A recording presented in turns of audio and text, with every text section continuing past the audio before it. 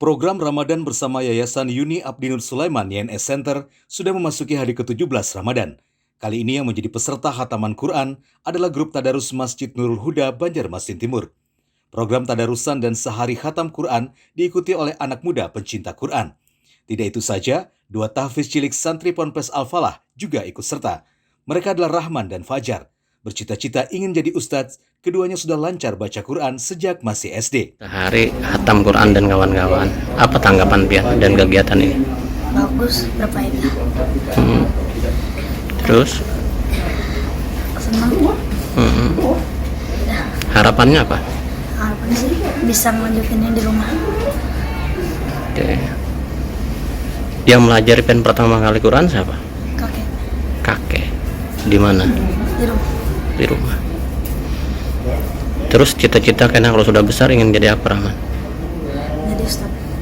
Baik, Hmm. membantu sesama, bantu sama sesama orang, Oke. gotong royong, baca Quran bersama. Biasanya kalau Pian tadarusan dalam sebulan hatam berapa kali? Satu kali aja. Sebulan. Kalau sekarang tiap hari di sini tiap hari hatam. Apa komentarnya Pian? Alhamdulillah bisa setiap hari. Kegiatan khataman yang digelar selama sebulan penuh ini dinilai sebagai semangat mencintai Al-Quran. Pertama, kita bisa bersilaturahmi dengan YN Center. Kemudian kita bisa membangkitkan girah-girah semangat Quran di bulan Ramadan.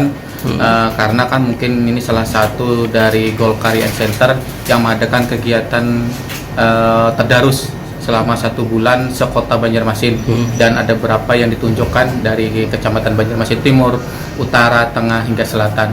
Yang jelas kegiatan ini sangat bermanfaat bagi kita untuk anak-anak, memberi motivasi kepada kita bahwa bulan Ramadan itu adalah bulan turunnya Al-Quran.